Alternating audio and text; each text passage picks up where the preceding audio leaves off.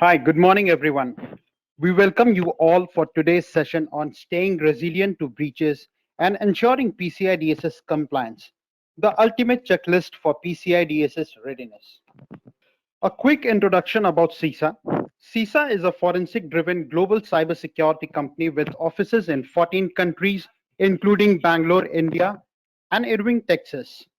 We are trusted by organizations across the globe for securing their businesses with robust preventive, detective, and corrective security services and solutions.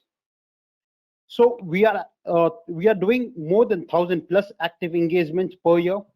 We have served to more than 2,000 plus customers globally, and we are serving to around more than 40 plus countries where we have our customers.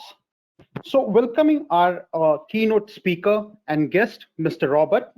Mr. Robert has over 15 years of experience in banking industry dedicated to IT infrastructure, IT security, solution design, and architecture.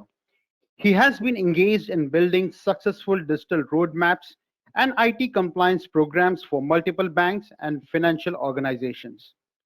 Throughout his experience, he has helped leading banking, and microfinance firms in Cambodian market with his professional consulting capabilities and cutting-edge solutions. So welcoming our speaker, Mr. Kaushik Pandey. Mr. Kaushik Pandey is head of compliance and testing as well as business unit head for CTS service at CISA. Kaushik has handled several information security audits and has successfully implemented assessment programs at leading banks, third-party processors, IT BPOs, airlines, and payment gateways. He is also an authorized lead trainer for CISA CPSI, a payment security training program for imparting knowledge on the payment security implementation and what a QSA can look out for a successful audit. So just before we get started, a quick details about the webinar. So webinar would last for 60 minutes, 45 plus 15 minutes, including Q&A section. So all the attendees will be muted automatically to enable the speaker to present without interruption. You can submit your question located in a Q&A section below. The webinar will be recorded and uploaded in webinar section of CISA's YouTube channel. So I would like to invite our guest and our keynote speaker, Mr. Robert, to give a quick introduction about CISA and Softflex partnership. Thank you so much, Mr. Barak. Thanks for partnership with us. We strongly believe that partnership will provide us a good position and better value to our customer. And good morning, ladies and gentlemen. This is Robert speaking, or O3 speaking. Yeah. Welcome our guest, audience, and friend joining us today about the PCI compliance and awareness. Yeah. And why we setting up this session. We do believe this session is very useful to all of us and our organization too. Yeah. In order to secure our data and to get our company to comply in certain regulations. As we know, our National Bank of Cambodia recently promoted more and more on banking services to go digital, such as online payments, credit or debit payment, credit or debit card payments. So with this raise up from National Bank,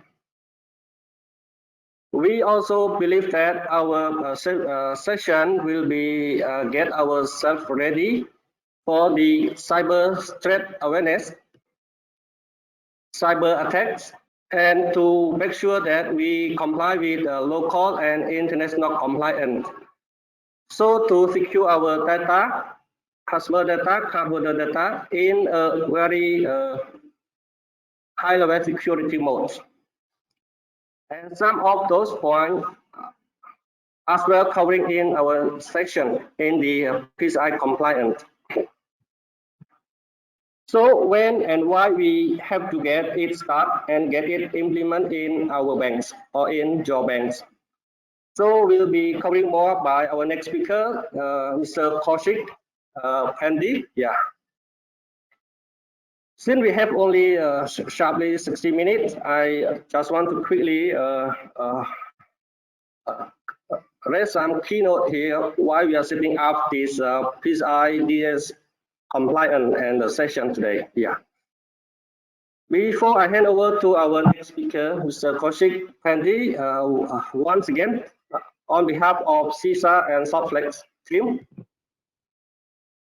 I would like to express our appreciation and thank you all for your time and wishing everyone staying cautious and safe during COVID pandemic.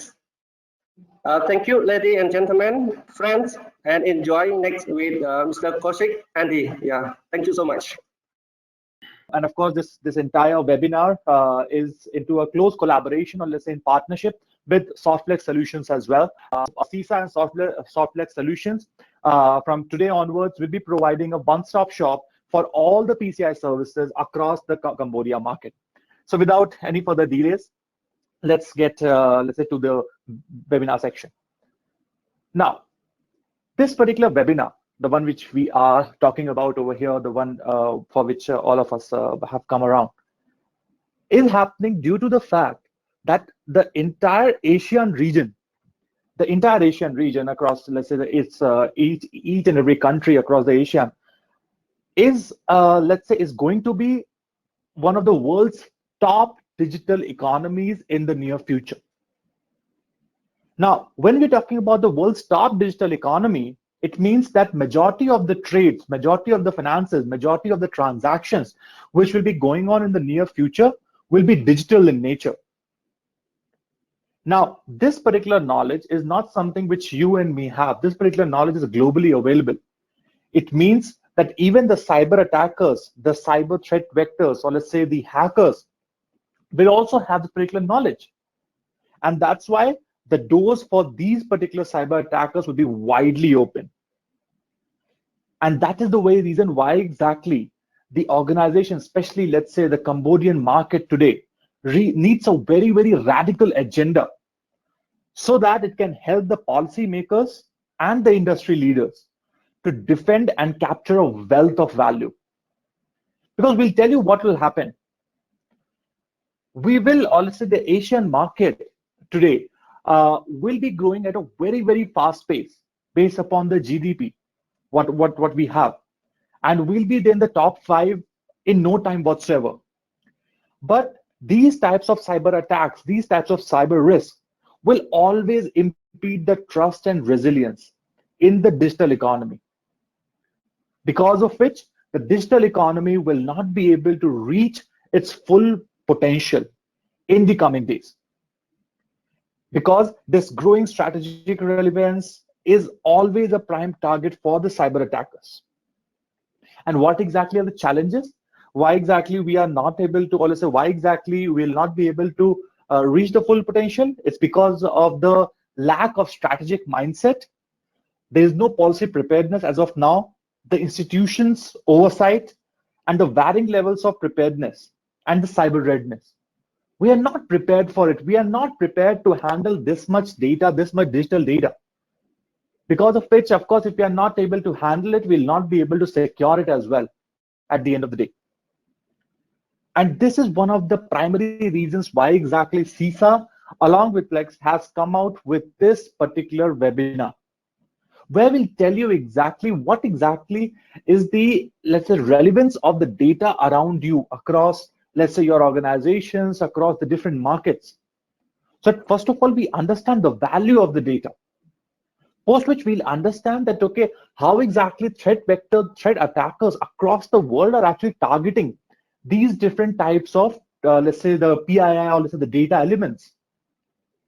Post which we'll be talking about that how exactly, let's say, the Cambodian national security agencies are trying to come out and say that, okay, how exactly they will ensure that the data will be secure all around.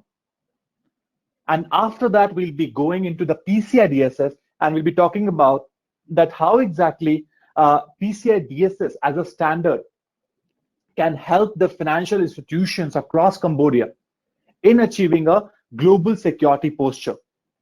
So that tomorrow, once the digital economy goes into its full phase, goes into its full throttle, at that particular point in time, we are all well prepared with respect to security best practices. And accordingly, we will be able to achieve the world's top 5 digital economies in the coming years.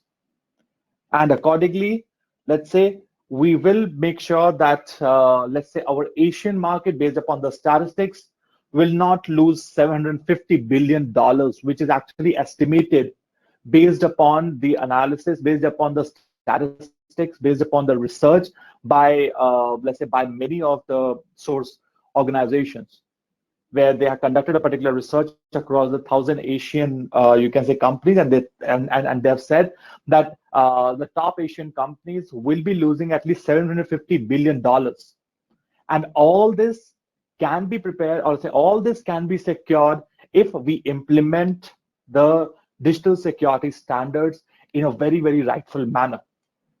So that is what the agenda is. That is what we'll be talking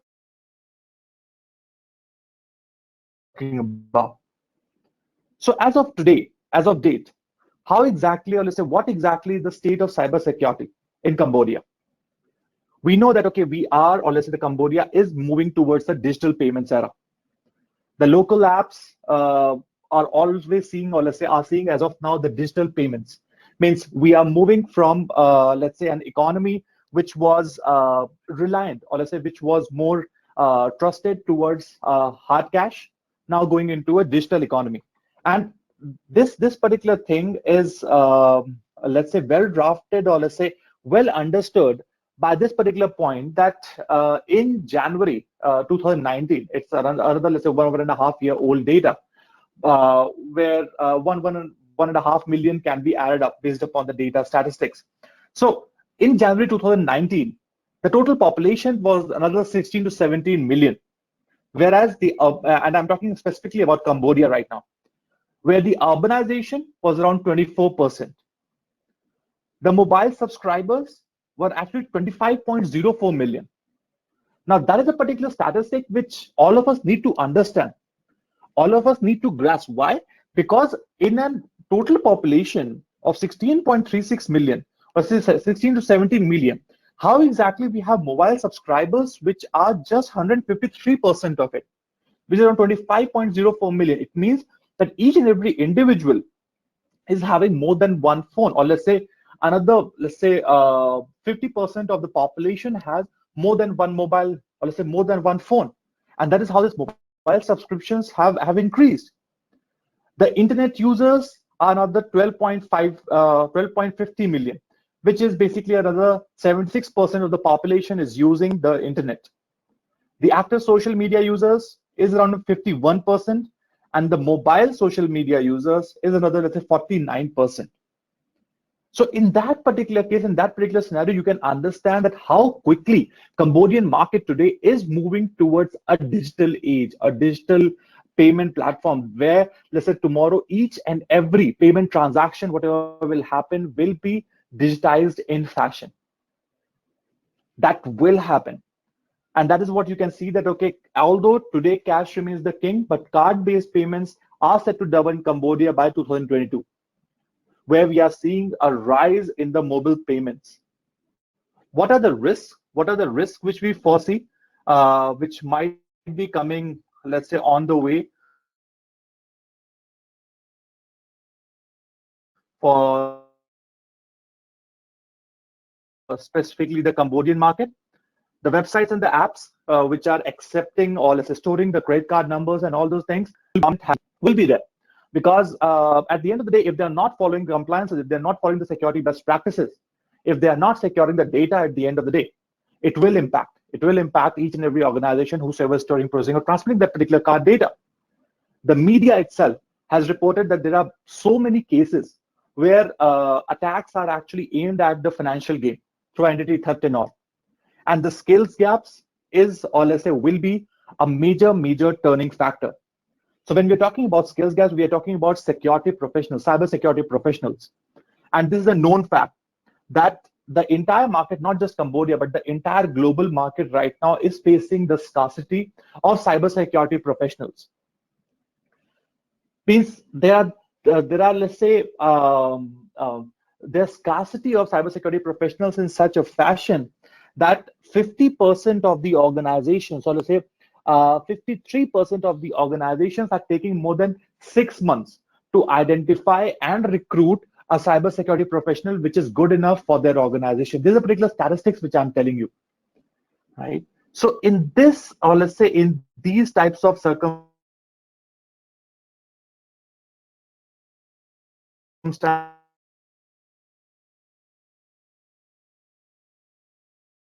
in these types of let's say the challenging market, okay, where exactly this PCI comes. Now, PCI DSS, as I told you, the payment card industry data second more about the in that particular perspective. Okay.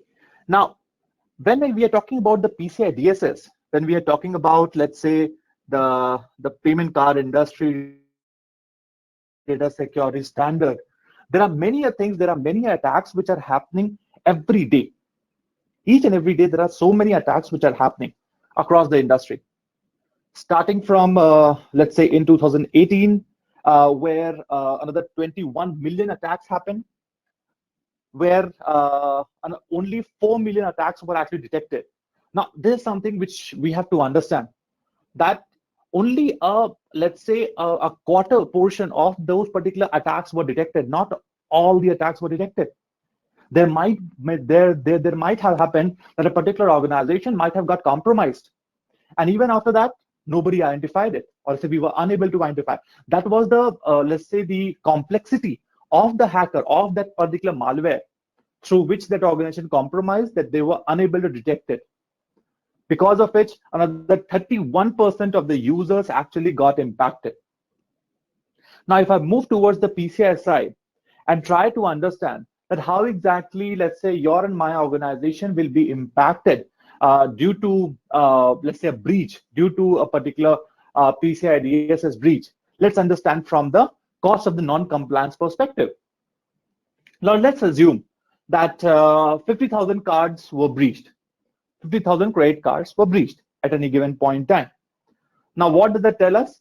That the PCI penalty, based upon the Visa and the MasterCard guidelines, will be around $100,000 per incident.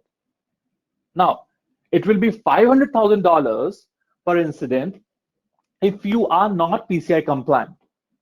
When I say PCI compliant, it might be with respect to a self-assessment questionnaire, or it might be through a PCI DSS level 1 as well. But $500,000 is only from the payment brands that they'll be imposing fine on you. Post that, the card replacement, you have, let's say, lost another 50,000 cards. So the card replacement will cost you another $500,000. The fraudulent transactions which might have happened, another, let's say, $61 million, with an average size of another, let's say, $1,235 to $2,004 average fraudulent transactions. And then bad publicity, what will happen? You cannot even give a monetary, or let's say give a quantitative value to that particular bad publicity which will happen, which gives us the statistics, which gives us the figure that the cost of a breach can easily go beyond 20 times the cost of compliance. Let's say today, if you are spending $5,000, let's say on your compliance, it means that once, let's say, any breach, any non-compliance, anything happens across the organization, it will result at least to $100,000 plus, let's say, impact on you and your organization in the coming days. That's where now the payment brands, all of us know, MasterCard, Visa, American Express, JCB, and Discover, where MasterCard, Visa, and American Express are widely known by majority of us. Now, before 2003, or let's say from 2003 onwards, right, organizations were pretty challenged, or let's say organizations were pretty skeptical, because what was happening was that each and every payment brand used to have their own compliance standards, or let's say own compliance guidelines. Visa had their own, MasterCard their own, Discover, JCB their own, and American Express their own. And the merchants and the service providers, let's say the merchants and the banks, were always facing challenge that, okay, if I have to, let's say, accept transactions of MasterCard and then Visa and then American Express at JCB Discover, I have to go through 5 different audits each and every year, which was really, really challenging across them. And that is when, let's say, these guys came together, all these 5 payment brands came together and formed PCI SSC, which is the PCI Securities Standards Council. Now, this particular PCI Securities Standards Council launched their very first cybersecurity standard, or let's say the PCI standard, the payment card industry standard, known as the PCI DSS, which is the Payment Card Industry Data Security Standard. Now, if you talk, or let's say if you have been following, let's say with the PCI SSC, many of you might be knowing this, that the PCI DSS is always and has always been the, let's say, the foundation of each and every standard what PCI comes out with.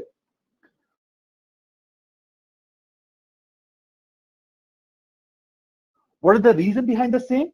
The reason behind the same is that PCI DSS is the only standard there from SSC which talks about people, process, and technology across the, let's say, across the technological base. It doesn't only talk about a particular portion, it talks about each and everything, whatever is contained inside a scope, inside a particular PCI scope. And even the Cambodian Central Bank guidelines as well are not behind in admitting to this particular fact that yes, the digital payments today needs a lot and lots of security. And that is why the National Bank of Cambodia has a statutory responsibility so that they can make sure that all the payment systems, or let's say all the payments, whatever are going on the Cambodian, let's say, motherland, are going in a very, very secure fashion. And that's why they have come up, let's say, with the regulation of PRCAS. Now, the PRCAS let's say, has come into perspective for the third-party processors and on the management of the payment service providers as well. Now, it is basically applicable to the banking institution who are planning to be like a third-party payment processor. Now, when I'm taking third-party payment processor, it means that, okay, they are trying to acquire the transactions from the merchants and accordingly trying to process it securely, where the capital requirements based upon the USD $1,000 to, let's say, USD 2 million based upon these particular transaction limits. Now, what exactly this Cambodian guidelines are actually telling us is that organizations, or let's say the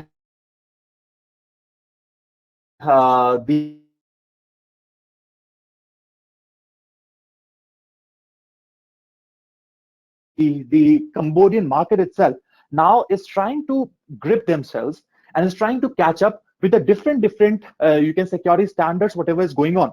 And that is they are trying across, because PCI DSS is one of the only standards which as of now is available in the market, which talks about payment security in a holistic fashion. So what exactly is PCI DSS? PCI DSS is known as the Payment Card Industry Data Security Standard, which has another, let's say, 6 milestones, 12 requirements, and 280 plus sub requirements. Registered by, let's say, PCI SSC, which is the PCI Security Standards Council at the end of the day.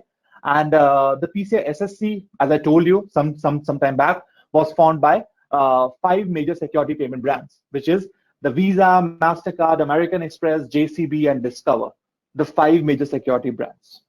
Okay. Now, PCI DSS is a very, very vast standard, and it's not applicable to each and every organization whosoever is across the globe. So who exactly needs to comply with PCI? PCI DSS compliance actually required for those organizations whosoever are storing, processing, or transmitting the card data. So when I'm saying storing, processing, or transmitting card data, What exactly do I mean by that?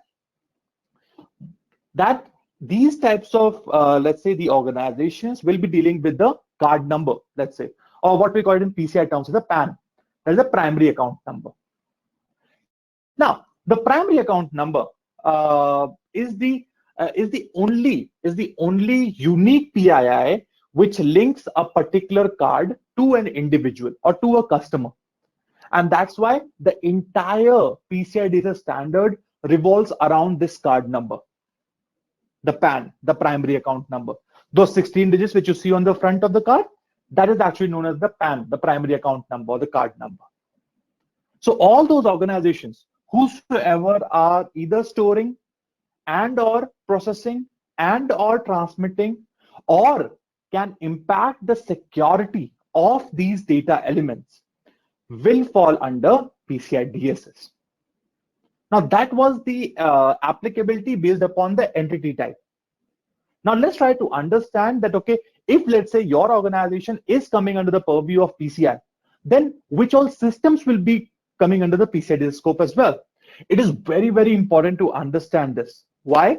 Because PCI DSS is unlike any other cybersecurity standard which is available in the market, because it is prescriptive in nature. It will exactly tell you or your organization what to implement and even how to implement as well. They will tell you that, okay, let's say you need to have a password security mechanism, and they will also tell you that it should be 7 alphanumeric at a bare minimum. And after that, it will also tell you that, okay, if let's say you are an administrator or let's say a super privileged user, then actually you have to come via a multi-factor authentication, or what we call the two-factor authentication as well, so that the organizations are secure in a holistic fashion. Now let's try to understand that, okay, which all systems, which all, let's say, servers, desktops, firewalls, and everything will come under the scope of PCI DSS. So everything starts from the CDE, from the cardholder data environment. So all the system components, when I say system components, it means starting from the firewall to the router to the core switch, going to a particular network or a VLAN, going to each and every server on that particular VLAN. Okay, whichever system component is storing, processing, or transmitting the card data will fall under the CDE. Okay, will fall under the zone which is known as the CDE. Now, one particular thing to remember is that even let's say I have an application server VLAN, let's assume. Now, on that particular application server VLAN, there's only one server, there's only one payment application server, which is, let's say, processing or transmitting the card data. And there are 5 other servers which are hosted on the same network, but they're not taking part in transaction. But as per the PCI guidelines, they say that, okay, even if they are not storing, processing, transmitting, but as they're on the same network, so they will be considered in scope. Now, this is where, let's say, PCI goes into very, very deep technical analysis. Why exactly? And the real question over here for the R is that why exactly PCI is saying that, okay, the other servers are also coming into scope? Is because if I compromise one particular server over here, that particular, let's say, any other server which will, let's say, you said that, okay, it's not a part of the scope because they're not storing, processing, or transmitting card data. If we compromise that particular server, then the lateral movement from one particular server, which is the non-compliant server, to the PCI compliant server will be very, very easy. And accordingly, your PCI DSS scope will get compromised. That is the very reason why exactly they are saying the entire network comes under scope and not just one particular server. And that is where the segmentation practices hold very, very importance, or let's say hold much importance over here. Because if, let's say, I create a dedicated VLAN, a dedicated network only for my PCI scope devices, or let's say only for my PCI scoped systems, then it will be fairly very easy for me to actually get compliant and maintain the compliance as well. Because PCI DSS compliance is not just a one-day job. The first time when you get compliance based upon all the applicable requirements of PCI DSS, after that you have to maintain it every year as well. So every year a QSA will be coming on board, will be going through all the technical analysis, or let's say will be going through all the requirements and making sure that yes, you are actually following and maintaining each and every applicable PCI DSS requirement. So when we have defined, let's say, the CDE, the card data environment, the second group of systems which I need to identify are the systems which can impact the security of the card data. What are those systems? These systems are actually directly connected to my CDE. For example, my Active Directory, my patch management servers, or what we call it WSS, right? Or any other third-party, let's say, patch management servers if you are using. Apart from that, the antivirus server, the log management server, the NTP server. So why exactly am I taking names of these types of, or let's say, these domain, let's say, servers? It's because your organization will always have an open rule on the firewall, or let's say on the code switch or the router based upon a network topology to your CD systems. So if, let's say, any of the intruder compromises the patch management server, then actually they will have a direct path from the patch management server to the PCI scope CDE server.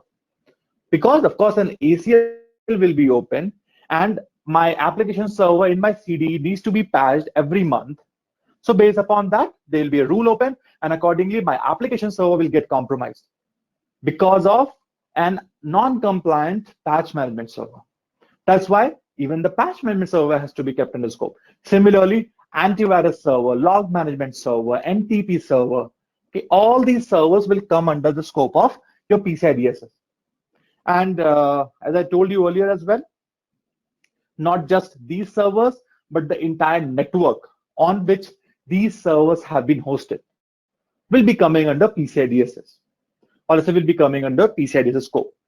So your PCI DSS scope will comprise of these two systems, or these two network segments, which is the CDE, the card holder data environment, where you are storing, processing, and transmitting the card data, and then the connected to systems, or let's say the security impacting systems, where let's say which are directly connected to my card data scope. And the other networks inside your organization will be considered out of scope, will not be considered under scope at all. Right? That's how PCI DSS scope is basically defined. Of course, once you start your audit, once you start the preparation, at that time, you will be able to understand more about it, and your QSA will be able to guide you that how exactly your scope can be reduced in such a fashion so that your compliance cost also reduces drastically. And that is where actually your QSA will play a very, very crucial role. Now, the next question which might be coming in the back of your mind, that, okay, do I actually or do I really need to comply with PCI DSS? Now, this particular slide will help you in understanding that, okay, are you even required to comply with PCI DSS or not?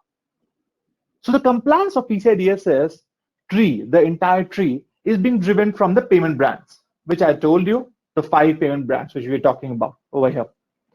Now, these payment brands are responsible for the payment brand connectivity, of course, the global payment brand connectivity, so that you can, let's say you are in US and you are trying to do a transaction with a card, and that particular card was issued in Cambodia.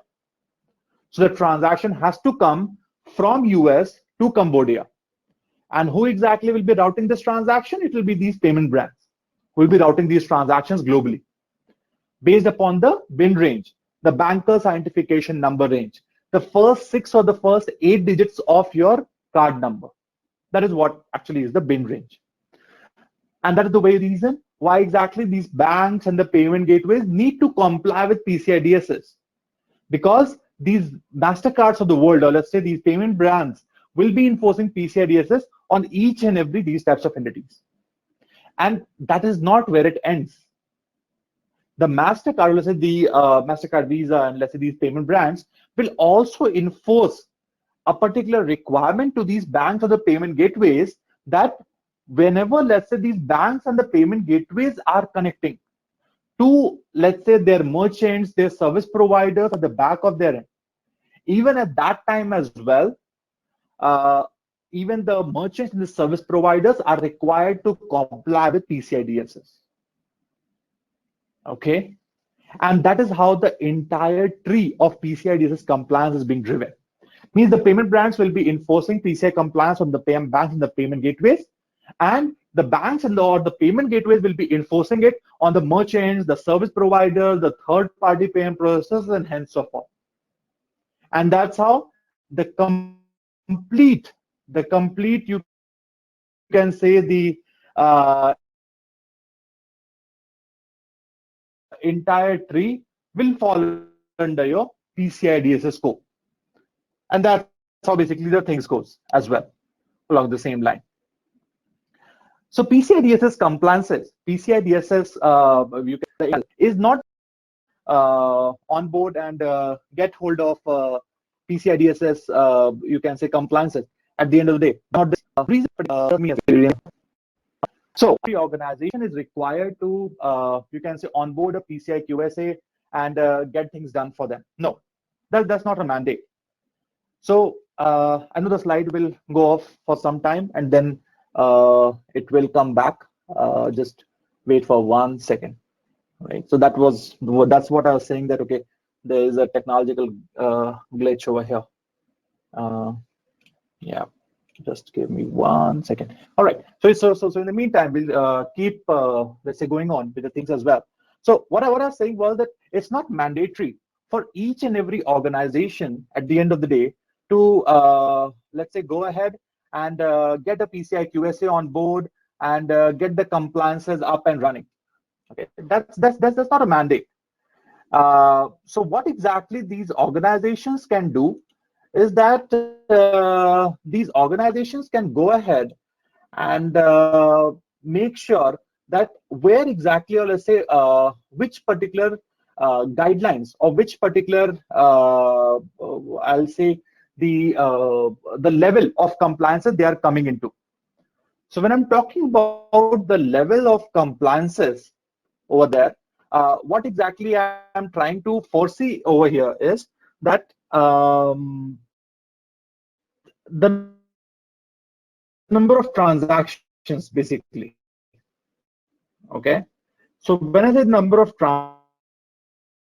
transactions, it means that how many transactions I am storing, processing, or transmitting in the entire year. So when I'm saying in an entire year, it means that if let's say I'm a merchant and I'm processing more than 6 million transactions annually, okay. I think even my voice is going down in between. Okay, fine. I'll try to see how exactly everything else. Okay, now coming back to the let's say the slides over here. Okay, now in this particular case, when we are talking about let's say the entire levels of the merchant and the service providers, that how exactly these levels of merchants and service providers need to attain the compliances, need to attain these let's say different sorts of you can say the PCI DSS compliances. That's where the levels which have been defined by Visa and MasterCards of the world come into picture. So when I'm talking about Visa and MasterCards, they have actually defined 4 types of levels for the merchants and another, let's say, 2 types of levels for the service providers. Now, these service providers, these particular levels, what has been, you can say, provided by Visa and MasterCards of the world, is there so that organization, yeah, the slides are coming, just give me a second, is basically the organization actually can go ahead and get the compliances done and running. So the level of compliances, so as I was telling you that, okay, each and every organizations across the globe is not required to onboard a PCI QSA. They can perform, let's say, this compliances based upon their own internal risk levels as well. And that is where, let's say, these Visas and MasterCards of the world came with a level of compliances. So what they say is that if, let's say, there's a particular merchant which is processing from another, let's say, 6 million plus transactions annually, then they will be falling under level 1. That is when, let's say, they need to go ahead and interact with the PCI QSA, get them onboarded, and accordingly, let's say, achieve the compliances. Now, if, let's say, you are anywhere from level 2, 3, or 4, where you are processing, let's say, from 1 to 6 million transactions, or 20,000 to 1 million, or less than 20,000 transactions. Then in that particular case, you can just fill up a self-assessment questionnaire, or let's say an SAQ document. Now, these particular SAQ documents are not just for merchants, but they are even for the service providers as well. Okay. Now, these particular service providers fall under a different, you can say, the compliance level. So based upon the service provider, there are only two levels which have been defined by MasterCard and Visa. And they say that if you are processing more than 300,000 transactions, then you are in level 1. If you are doing, let's say, less than 300,000 transactions, then you are level 2. So level 2 can comply with the NSAQ, and level 1 can onboard a PCI QSA and can comply with the full-fledged PCI DSS requirements. So that's how these compliance level go. And what exactly you have to focus? You have to focus on this particular screen, which is there, or say on this particular table which you have on the right-hand side. Now, this particular table is actually telling you that which all data elements are actually allowed to be stored into an organization, which all are not allowed to be stored into an organization as well. So likewise, if you'll see, the sensitive authentication data, which is at the bottom of the screen, cannot be stored by any organization post authorization of the data. Means the full magnetic stripe data, which is there at the back of the screen, say at the back of the card, the CV2 value, and the pin or the pin block. So these things, these three elements are not allowed to be stored into any organization post authorization of the transaction. Whereas the cardholder data, the data elements like the card number, the name, the service code, expiration date, and all those things can be stored. But if you are storing the full primary account number, the full PAN, that is where, let's say, you need to encrypt it before you are storing. If you're not encrypting it at the time, then accordingly, let's say, organizations will fail PCI compliance. And that is where, let's say, the challenges of these PCI compliances come into perspective as well. So if, let's say, your organization is looking for the PCI DSS compliance, then how exactly you can go ahead with this? That first of all, you can perform a scoping of your organization. As I told you in the very starting, you need to define a CDE, a cardholder data environment. You need to define, let's say, something known as a PCI scope systems, which is basically the connected to, and accordingly, you'll be defining a PCI scope. Now, once you have defined the PCI scope, that is when the next stage will come, which talks about assessment, which is the gap assessment. Now, based upon the applicability of the PCI DSS requirements, you will be assessing each and every asset inside your PCI DSS scope. And accordingly, you will be understanding that how many gaps are there based upon the standard. So the standard will just act as a checklist for you. And accordingly, you will just see that, okay, which all requirements I'm meeting, or which all controls I'm meeting, which all controls I'm not meeting. And accordingly, a gap assessment report will be prepared. Now, the gap assessment report will contain detailed analysis of your organization, that, okay, where exactly you are, or let's say how exactly, or say how much compliance level do you have as of date. And accordingly, you will be entering into a particular phase, which is the remediation period, where you'll be closing all the gaps. Your IT team, your network team, your system administrators, your application teams, and your third-party service providers as well will all come together and perform this remediation phase. Now, after this remediation phase has happened, you'll again call up your QSA and will tell them that, okay, now we have closed all the gaps, whatever you identified in the initial phase, based upon the scope what was defined. And then accordingly, they'll come and perform the final audit with the certification as well. Okay, so that's how the entire, you can say, the PCI compliance is being met. But one particular thing which should be noted over here is the training will be having, or so the training will be playing a very, very crucial role in these particular coming days. Why? Because if your organization doesn't even know, if your organization's employees doesn't even know that, okay, which all requirements are actually applicable, what exactly those requirements mean, till that particular time, they will not be able to implement those requirements. Because believe me, guys, the middle part, the remediation, is the major part in which organizations make or break. Means either organizations can just go off and the remediation just goes on for years and years, Or if they set their priorities right, then accordingly the remediation is very small as well, and accordingly you will be able to achieve the compliance. It all depends upon the scope what you are defining. So PCI DSS has, well, let's say, a lots and lots of controls. We have tried to define a few for you so that you just get a very high level understanding from it, like the access controls, the logical and the physical access controls, which has to be defined, the network security, which has to be there end to end, the data protection at rest and in motion, the risk management, that how exactly these CVSS scores will be mapped with, let's say, each and every organizational asset inside, of course, the PCI DSS scope, the monitoring via the log management tools, the SIM tools, whatever you might be having, and then the maintenance from a governance perspective. So these things will be playing a very, very crucial role once you are trying to evaluate your organization for the PCI DSS compliance. Now, the path to PCI DSS compliant will, of course, meet the rigor of the PCI DSS requirement. But please note one thing. PCI DSS is the minimum baseline which is being defined by them. Now, it might be possible that your organization might be needing more stringent security controls, might need more controls which may be apt for your organization.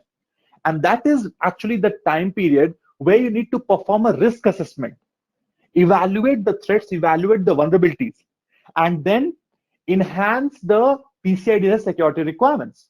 For example, I'll tell you, let's say PCI DSS says that when you are sending the card data, based upon the requirement 4, that when you are sending the card data over open public channels, like let's say via internet and all those things, at that time, you need to encrypt the card data. That is what the requirement says. Now, today, the requirement is not talking about that how exactly, or let's say how security you can provide, or say how much security you can provide once you are transmitting the same data internally. So when I'm saying internally, it means it internally from one server to the other. How exactly you can ensure security over here? Now, that is where your risk assessment will come into perspective, because PCI is not mandating you to actually encrypt even the internal communication channels. Now, if you understand based upon a risk assessment that I need to encrypt even these particular communication channels because there are threat vectors, because we have some internal threats, we have so many service providers being plugged into, let's say, our network, that let's say we have a risk of actually exposing the card data even internally. Then what I'll do is that I will encrypt the internal communication channel as well. Now, over here, I went above and beyond PCI DSS. Okay. So the PCI DSS will always give you the minimum baseline. After that, you have to perform a risk assessment, a thorough risk assessment via your internal employees, or let's say via third-party security consultant, and then accordingly implement the security controls. The same thing what we just saw some time back, that okay, how exactly a PCI DSS life cycle will look like is that we'll be starting with the security assessment, the gap security assessment. Based upon that, we'll get the feedback that what all security things, or what all security controls have been implemented across your organization, across the systems. Remediation support will happen, the controls will be implemented, and then accordingly, you will be getting a hold of the certification at hand. Now, one particular thing which majority of the organizations do not see for the very first time once they start the compliance cycle is the VAPT stuff. Now, as I told you in the very starting, that the scope definition of a PCI DSS will play a very, very crucial role. Why? Because there are so many requirements in PCI DSS which talks about vulnerability assessment and pen test activities, and that has to be done at a frequency. Now, let's say, for example, the vulnerability assessment, the IVA, the internal vulnerability assessment, and the network, or let's say the external vulnerability assessment, what we call it as an ASV, has to happen every quarter. That is what PCI says. Now, if that has to happen every quarter, it means that, okay, you need to close those gaps or those vulnerabilities as well every quarter, which will be a nightmare for you if you have a huge scope with, let's say, no boundaries at all. Let's say your organization has 10,000 assets. Now, if you take all the 10,000 assets inside your PCI DSS scope, okay, that will create a challenge for you. That's why I will say that, okay, just have 100 assets based upon the, let's say, the PCI DSS scoping guidelines, create a different network altogether, and then run the IVA, ASV, and all those things only for these, let's say 4 to let's say 100 assets only, because I had to do it this particular the VS scans every quarter. Now the other one, the PT, the penetration testing. Now the penetration testing over there says that okay, you have to do it annual for the internal pen test and the external pen test and the application pen test. You have to do it annually or after you are changing any of the scope. That is, if let's say you add a new server, if you add a new network device, let's say you upgrade your application server, you change your application server stack, something like that. At that time, you have to re-perform these activities.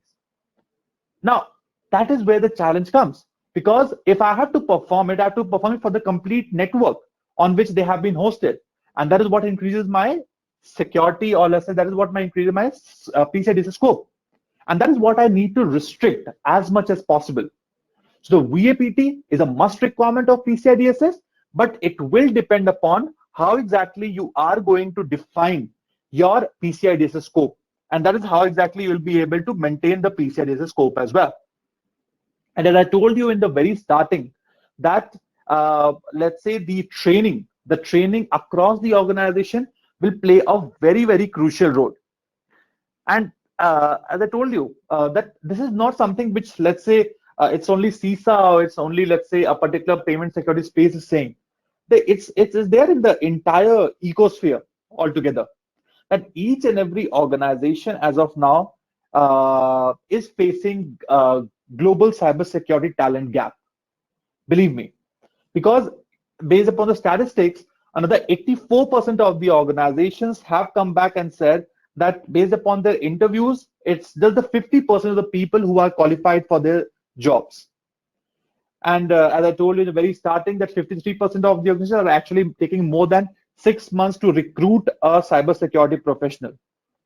And we are expecting, or let's say the world is expecting more than 5 to 10 million cybersecurity professional gaps in the coming year, which will impact not just the Asian, not just the Cambodia market, but the global market at each and every level. And that is why the security training plays a very, very, very crucial role. Now, organizations need to understand, organizations need to see that, let's say, which all security best practices are there across the market, not just from the PCI, but from the other frameworks as well, like let's say SWIFT, NIST, ISO and all, and accordingly implement in their organization based upon the applicability. And that is what, let's say, our workshop, the CPSI will also, let's say, take into perspective. But one particular thing I want to highlight, that irrespective of CPSI or let's say any other security workshop, because CPSI is something which we have understood based upon the forensics learning and accordingly pitched in over here. But the knowledge, let's say the cybersecurity knowledge is a very must, or let's say is a must for each and every cybersecurity professional whosoever has been entitled to secure the organization. It is very, very much necessary, guys. Okay. So please make sure that these types of trainings, these types of you can say things are always covered, and let's say you go ahead and implement these types of security trainings as well at the end of the day. Now, these why exactly these trainings, these implementations, these PCI DSS requirements, these standards are actually required? What is the need of the hour? The need of the hour is because we are having, or let's say we are facing so many, you can say, the global threats, the attackers, the hackers, that we have to comply with a few security standards so that we can maintain a cybersecurity posture which is at the top of the mark, and especially for the Asian market. Why exactly am I talking about the ASEAN market, which is the Cambodia, the Malaysia, the Thailand, the Indonesia, and the other, you can say, the market players over here? It's because, let's say, based upon the target analysis of many of the organizations across the globe, we have, let's say, it has been identified that majority of the blocked IPs are coming from the Asian market. The reason being is that cyber attackers, cyber intruders are actually compromising the platform, compromising the systems in the Asian market, and then they are launching attacks to the Western market from here. And that is the way reason why exactly the IP blacklisting of the Asian market is at a very, very high level right now. If you talk about the numbers, if I'll say, okay, the Vietnam market itself, it's considered as the top 5 countries in the world which are actually being used to attack IoT devices, which is the Internet of Things devices. 1.68 million IP addresses from the Vietnam market has been blocked because the hackers, the intruders who are sitting, let's say, in the Western market, in let's say in Europe or Russia or any of those, actually compromise a system over here in the Asian market, let's say Vietnam. Accordingly, they will use it as a platform to launch an attack on the US. So that is the way reason why exactly they will be blocking these kinds of IP addresses or these kinds of things. And the average time to actually identify a particular security breach actually takes another 184 days. And to contain that breach, it takes another 65 days as well.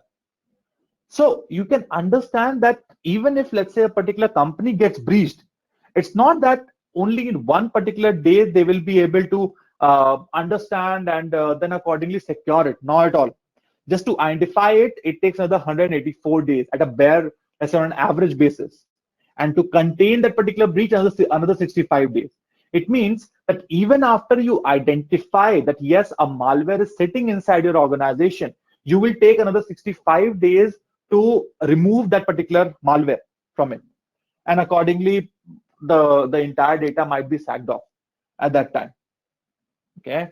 So on that particular note, what exactly we were trying to cover in this entire, you can say, session today is that we told you about the Cambodian market, first of all, and the Asian market, that we are going to be one of the world's top 5 digital economies of the world.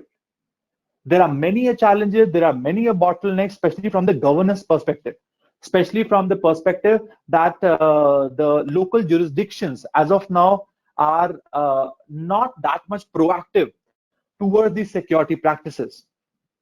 We saw that, okay, there are so many attacks, there are so many hacking events which are happening across the globe and in the Asian market itself. But the Cambodian government itself is trying to come up with many of these security guidelines, security regulations, so that they can prepare themselves for the cyber attacks of right now and in the future as well. And based upon that, the PCI DSS appeared to be one of the very, you can say, stringent requirements, stringent guidelines, or let's say one of the guidelines which can be adapted by all the payment security domain, you can say, financial institutions, so that they can achieve the security from the world's top payment brands, what exactly they prescribe. And then accordingly, let's say they can go ahead and implement these PCI DSS standards. Now, to implement the PCI DSS standards, of course, you need knowledge, deep knowledge about the PCI DSS domain as well. And that is where the training of this particular PCI DSS will play a very, very crucial role. So that organizations know and understand that what requirement, which particular requirement they have to implement, and which particular scope they have to define inside an organization to move ahead. Okay. And lastly, we saw about that, okay, we saw about the vulnerability and the pen test exercises, that why exactly it's so much crucial for each and every organization to go ahead and implement those practices and then maintain these practices as well. So PCI DSS is not a one-day job, guys. PCI DSS is there, which you have to implement the very first time and then maintain it throughout the life. And every year, the QSA will be coming on board and asking you questions, asking, let's say, performing the analysis and different things across the board, so that, let's say, all these things get computed and accordingly we get done. On that particular note, now I'll just open the forum for Q&A. And please go ahead and shoot the questions. Thanks a lot. Thank you, Kaushik, for a wonderful session and detailed insight about the Cambodian cybersecurity statistics. And thank you, Mr. Robert, for a wonderful keynote. So we'll be taking questions now. So we have received some of the questions. So the first question is, what is the difference between PCI DSS and PCI SAQ?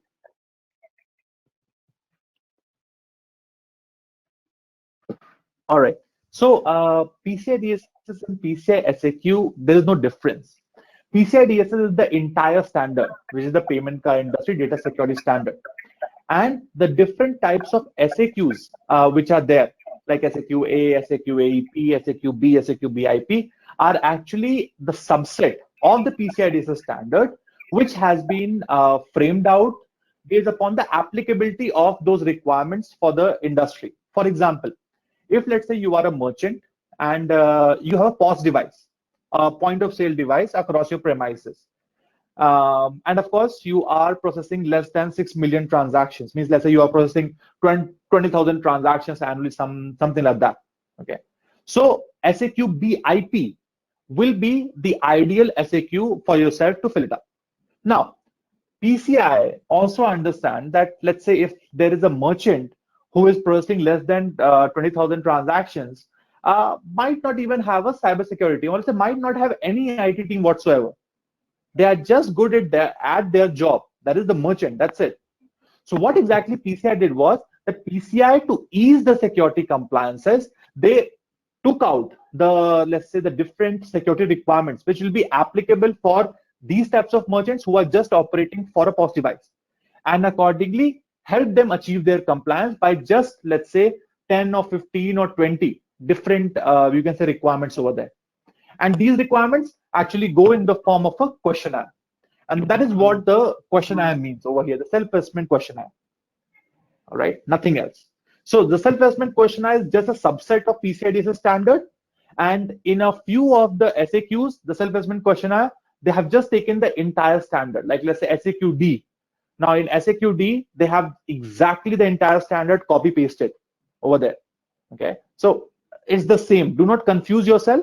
SAQ is there only if you are level 2, 3, or 4, means you're processing less number of transactions, and PCI DSS standard will be, let's say, reference once you are level 1 and you'll be going ahead with the QSA.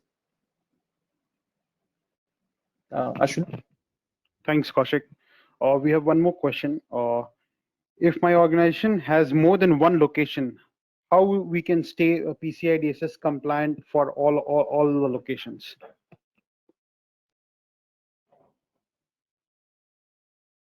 All right. So basically, how exactly it goes is that when you are going to, or when you are going ahead for PCI compliance, at that time you can, let's say, take into consideration each and every international locations as well, which you have. For example, we perform many security assessments, many PCI assessments, where organizations have been spanned globally from, let's say, Thailand, Philippines, Malaysia, Singapore, and going down till US as well. Now, those audits take time. Those audits go for another, let's say, 1 or 2 months to 3 months, based upon the sampling, whatever we take, and accordingly get implemented as well.